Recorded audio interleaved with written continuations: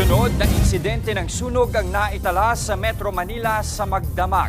Kabilang sa mga natupok ang gusali ng eskwelahan, paupahang apartment at factory ng tsokolate.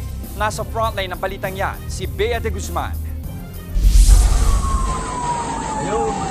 Nabalot ng makapal na sunog ang bahaging ito ng barangay Bago Bantay sa Quezon City kaninang umaga.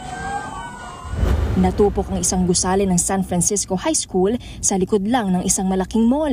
Ayon sa mga otoridad, nagsimula ang apoy bandang alas 11 ng umaga. Umabot ito sa ikatlong alarma bago naapula bandang alas 12 na ng tanghali. Wala namang napaulat na nasawi o nasaktan sa sunog.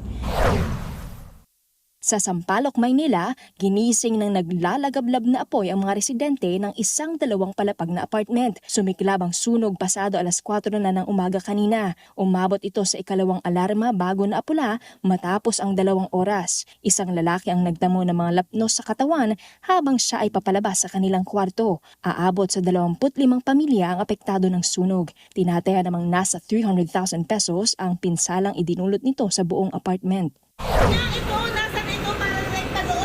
Natupok din ng apoy ang bahaging ito ng isang factory ng tsokolate sa Mandaluyong City. Pasado alas 12 ng hating gabi kanina nang rumisponde ang mga bumbero. Agad din namang naapula ang sunog.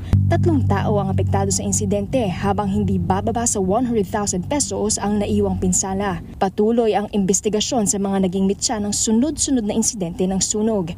Nagbabalita mula sa Frontline, Bea de Guzman, News 5. Mga kapatid, Jess De Los Santos po. Iba na ang may alam at may pakialam sa panahon ngayon. Para sa tuloy-tuloy na balitaan sa Frontline kahit weekend, mag-follow at mag-subscribe sa social media pages ng News 5.